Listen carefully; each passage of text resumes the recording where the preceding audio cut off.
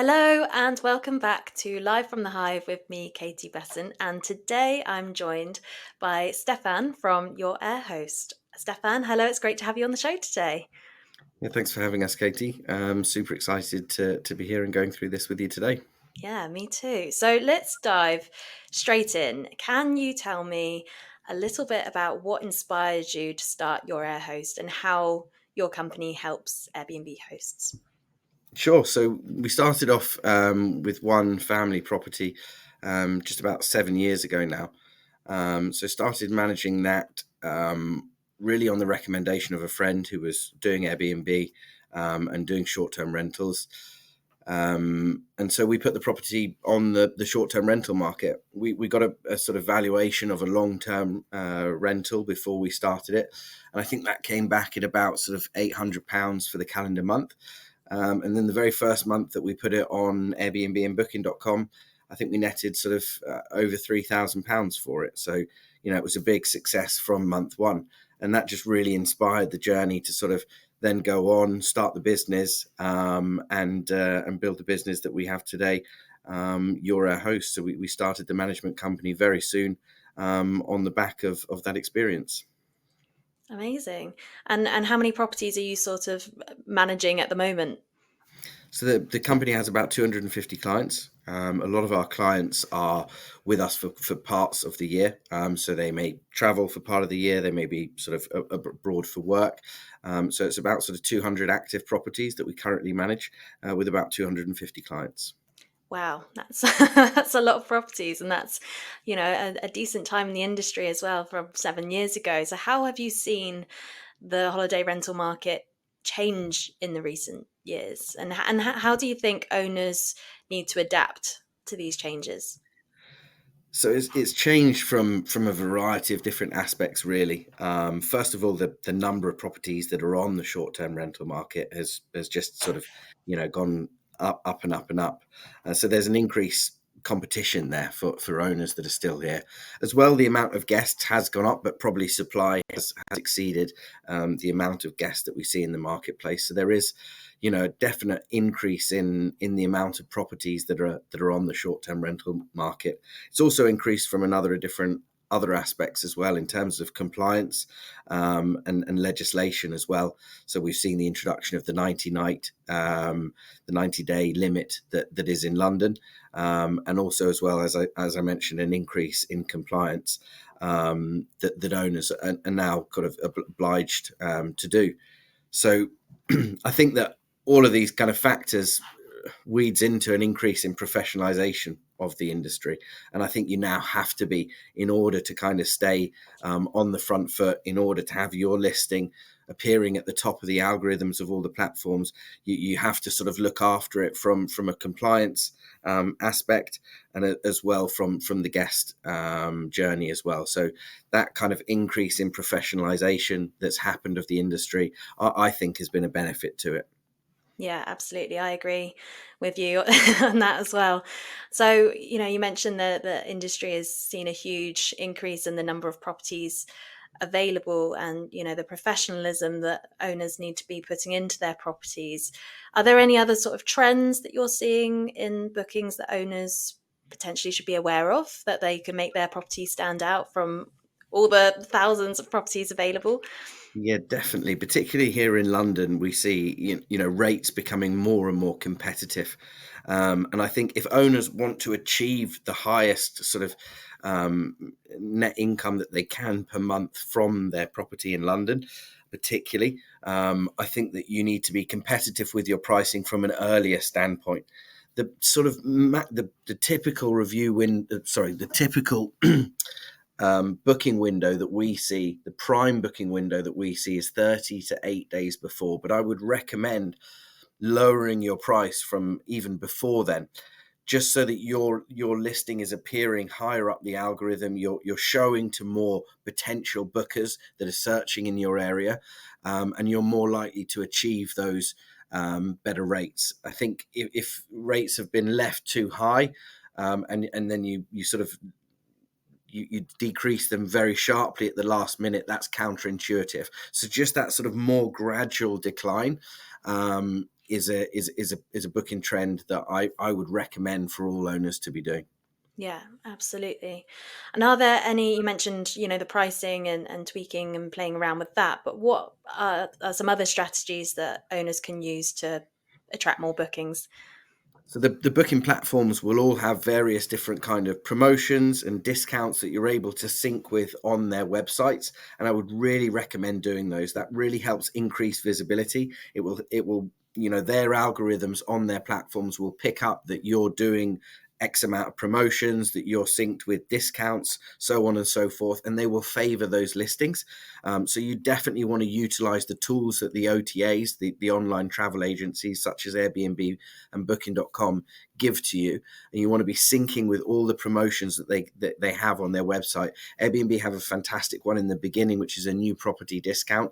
That really helps increase your visibility, will help you get those first sort of traction of guests that comes through. If you can secure good reviews from all of those three, that'd be a very good head start for you as a property owner on this journey. So definitely would recommend looking into what promotions and discounts that the platforms that you're listing on have, and syncing with those.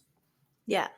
And some owners might say, actually, I don't want to offer a discount, or, I'm not discounting my property. I don't want to do a promotion. What would you say to um, those owners with that kind of mindset?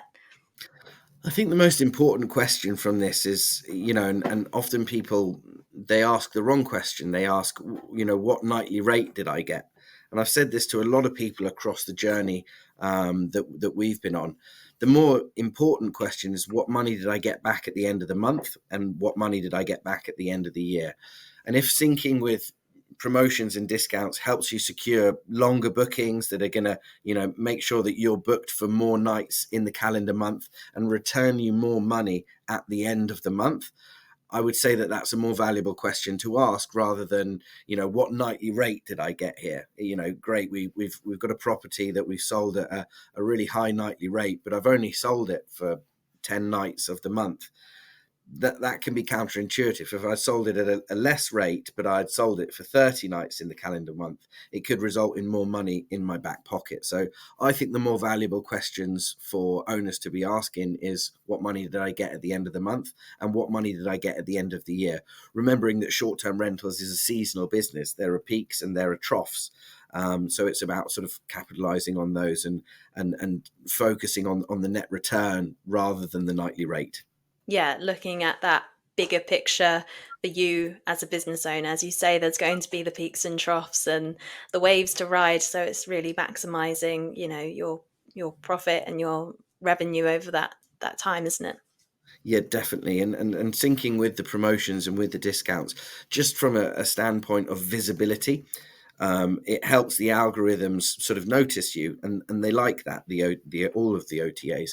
So they will make you appear higher in the search results. So you'll just be seen more as well, and you'll start to see more traction if you're kind of linked up with all of them. Yeah. So you've mentioned, the online travel agents and really utilizing their sort of check boxes and everything that they have available to promote your property. How important are professional photos and your descriptions on these online travel agents, in your opinion? Yeah, really important. It is the most valuable £80 that you will spend on your property. The difference between going through it and taking the pictures with an iPhone and taking professional pictures is really chalk and cheese. And it's chalk and cheese from a few different aspects. From, first of all, your guests looking at your listing, it will stand out, and they'll be able to see the listings that have had professional photography, and they will just look nicer. Remember, your guests isn't walking round your property, they're seeing it online. So it will appear nicer to them in their searches. And also, feeding back to what I said before, the OTAs will favor those listings with higher quality pictures. It's a really simple kind of way that they can pick up on whether a listing has low quality image or high quality image, and it feeds into what visibility they'll give you as a listing. So I couldn't recommend more getting professional photography done. It will only cost you £80, and you will definitely see a good return on that £80 investment, as opposed to getting stuff done on your iPhone and putting them up and saving a couple of quid. It's counterintuitive to your business as a whole. That's 100% certainty. Yeah, absolutely. And it can be the difference between someone even opening up your listing in the first place. I know I've spent time on these online travel agents trying to find somewhere. And if someone's got a pixelated photo, I'm not even going to bother to open the listing. So it's a really tiny little impact you can have, which makes a huge difference to your ultimately your bottom line, doesn't it? Yeah, it really makes a difference. And the initial investment isn't, we're not talking about spending hundreds and hundreds of pounds on it.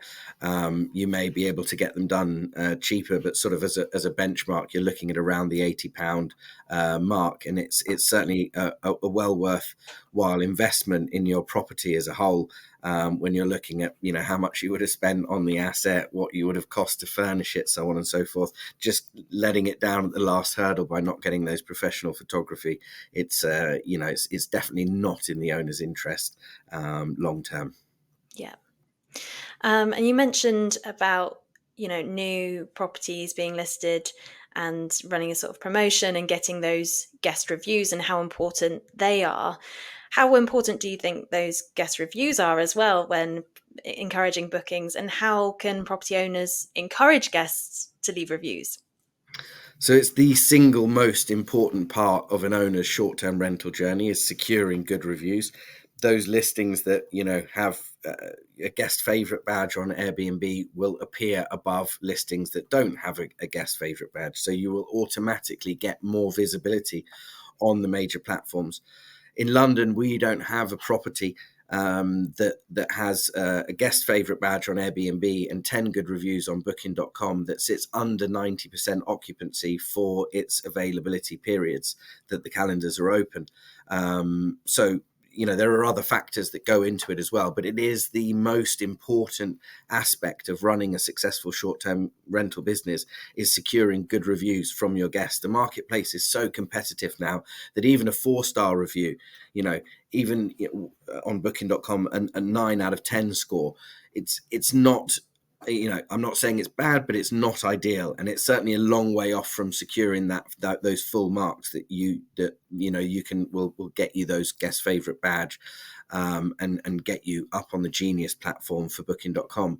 So it is the most important part, and I think owners should be doing everything that they can do. If you've only got one short-term rental and this is what you're committed to doing, I would certainly be going and meeting my guests, just letting them know that there's a face behind it. And then I would be at the end of their stay actively, encouraging them to leave a review, maybe offering them a discount on staying with you in the future. You can encourage them to book direct if they're returning as well. That's another bit that we'll talk about perhaps afterwards. But encouraging them to leave a review, there's nothing wrong with that. And letting them know how important and how crucial that is to you as a business owner, and trying to get them to do it. There's nothing wrong with that. There's a difference between being pushy. Obviously, you don't want to be too pushy, but you definitely want to actively try and encourage your guests who have stayed to leave good reviews. If you have 2 listings that are very the same in 2 similar areas of town, and one owner is very active at securing reviews and one isn't, you can bet your bottom dollar that the listing with the owner who's actively seeking reviews will perform better over the course of the year than the one that hasn't. So it is the single most important factor, and you should be encouraging everybody at the end of their stay to do so. If they've met you, there's a face behind the name that they've seen online, they're more likely to do so as well. So I would be using that tip of going to meet them if you can and you're available to, just so that they know that there's a face behind the name. That will help as well. Yeah. Absolutely. Guest reviews are, really important, as well as photography. There's lots to lots to think about, isn't there, as Definitely. an owner. So going back to pricing, what are your thoughts on the dynamic pricing tools? Yeah, again, another important part of it. There are some great tools that are available to all landlords. AirDNA is one of them, where you can see a sort of picture of a 12-month period of what rates are achieved in your area, and you can actually see financial performance of listings in your area. So a good tool for owners to go on and have a look and take in mind when they're setting their pricing. Again, changing for seasonality, changing for when there's lower demand in the area, and being on the sort of forefront of that and changing pricing as it's, as demand is going up and down, and using tools to inform your decision on that is going to help you maximize profit. So an important step to do. And just having that fluctuation in price, even on we do it at Your AirHost on a daily basis, so that prices are changed daily. That will help your visibility on the platforms as well. So everything that you can do just to give you those kind of extra percentage chances of getting booked, and this is one of them, this is a crucial factor, are going to ultimately feed into the success of your business. So it's another important part that people should be looking at. And at Your AirHost, as I said, we do that on a daily basis, making sure that listing prices are changed every day. Yeah, wow. And it's going back to that bigger picture, isn't it? And actually, you might be charging slightly lower for one night, but then another night you're charging higher than you normally would. And it's that bigger picture and actually getting the bookings in. Yeah, and look, a void period could, if you're coming up to it, you've got a couple of choices on your hand. You can either leave that period without a guest and it's unmonetized, or you can monetize it at a lower rate and get another opportunity for a good review to help improve your property score overall. So I would always argue that you should be filling your calendars. And if you're filling them at a lower rate, but you're securing great reviews, ultimately that will feed into you getting higher rates later on. So I would use the opportunities to sell available dates in the calendar, and then just make sure that I'm getting those positive. Yeah. And another way that owners can really maximize revenue is getting direct bookings instead of doing it through the OTAs and the online travel agents such as Airbnb and Booking.com. So, have you got any tips for owners about marketing strategies that have worked potentially for you for generating direct bookings? Definitely, you really want to be having a channel that people can come on and that they can book your short-term rental easily.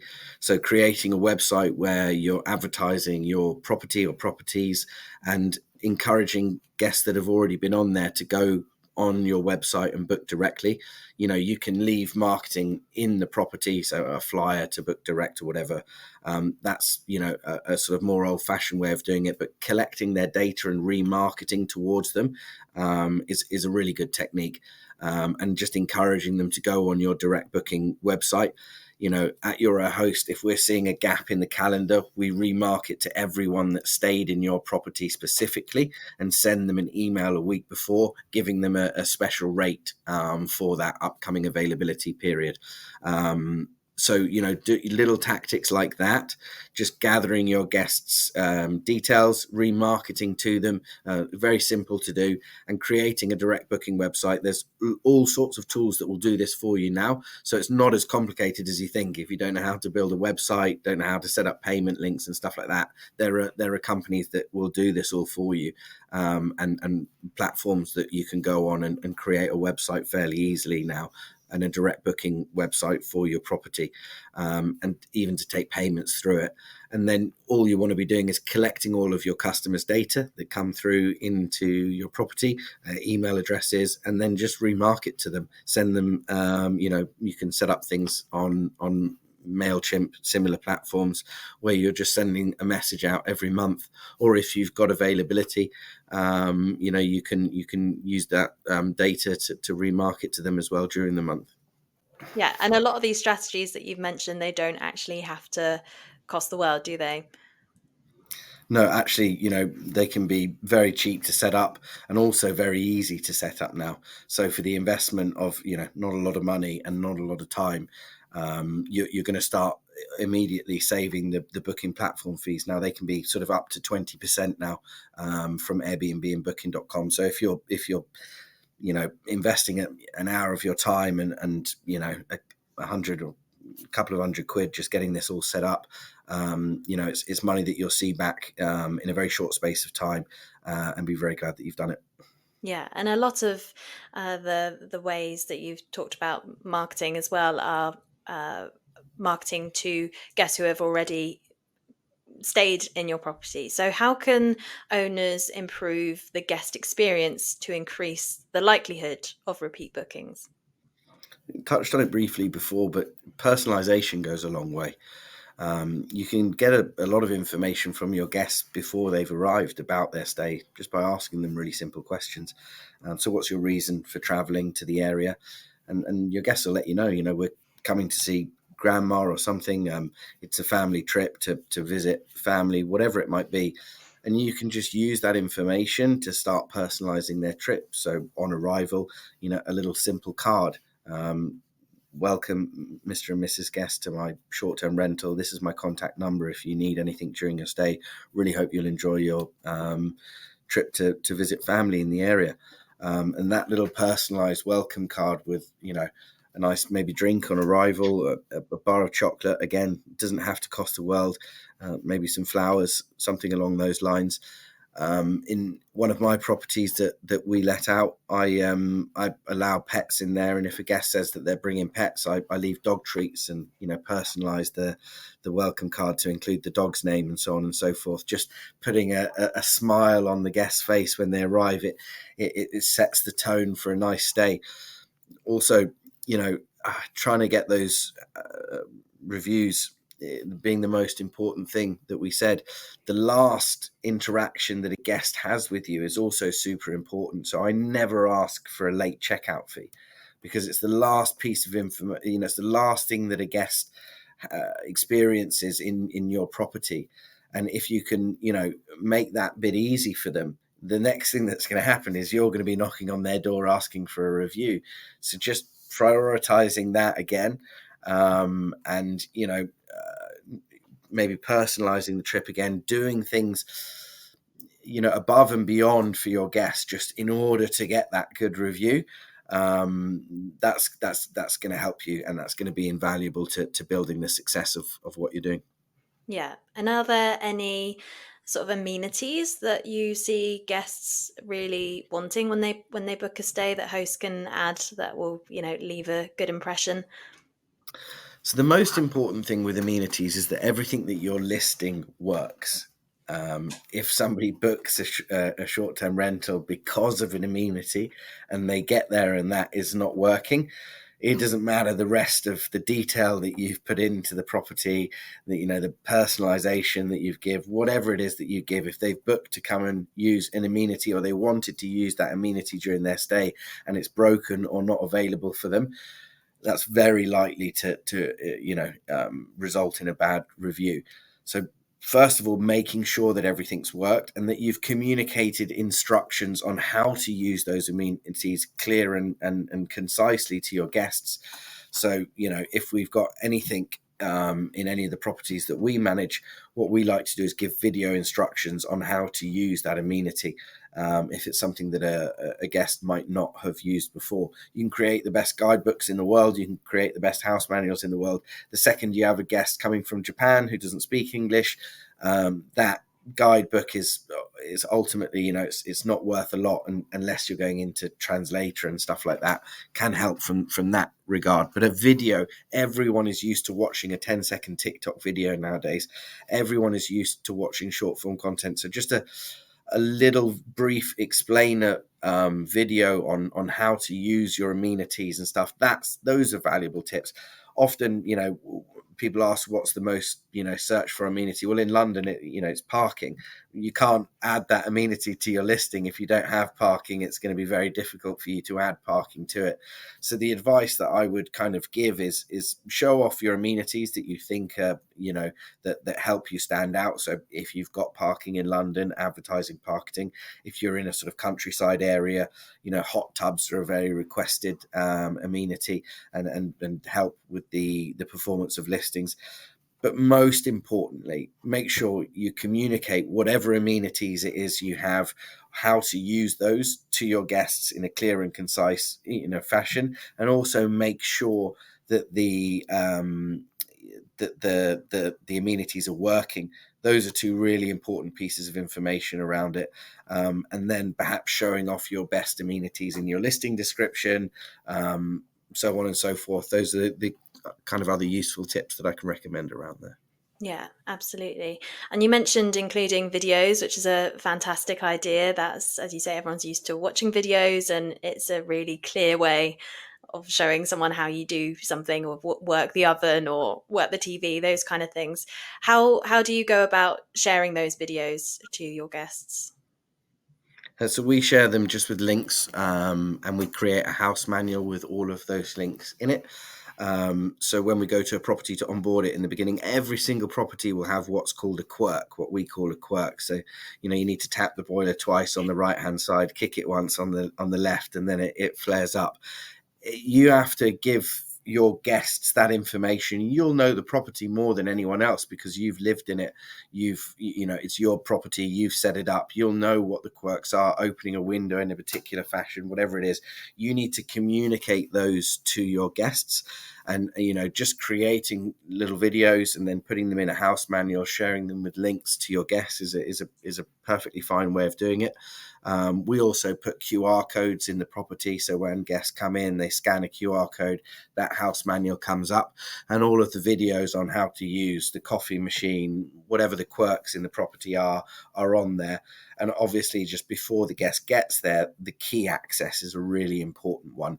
How do they pick up the key? How do they enter the property? And you really want to break it down, in simplest possible way that you can. So color coordinate the keys for each lock so the guest knows, the red key opens this door. You want to, make it as easy as possible for the guests. You can imagine they've got off a long flight, they've had a long day, maybe it's raining outside, and they don't want to be fiddling around, and they're going to be judging you on this entrance. So just making sure that you communicate all of that stuff in as clear and concise fashion as possible, and think about the journey, make it as easy as possible for your guests. And just remember that they won't have used that amenity in your property before. It will often be the first time they're coming, unless it's a repeat guest, and you want to, as if you're there, be communicating that information to the guests. So videos are a really useful format to do that. Yeah, absolutely. We've talked a lot about all these different things that hosts have to either set up or manage, how to market their properties. Are there any tools or software that you recommend to hosts to help manage the bookings, or maybe automate guest communication, or just improve overall efficiency? Yeah, well, when you're starting your journey, you're going to hear terms, PMS, which is property management software. You're going to hear terms channel managers, which basically lets you list on all the platforms. And now they're sort of, a combination of the two is available in lots of different formats.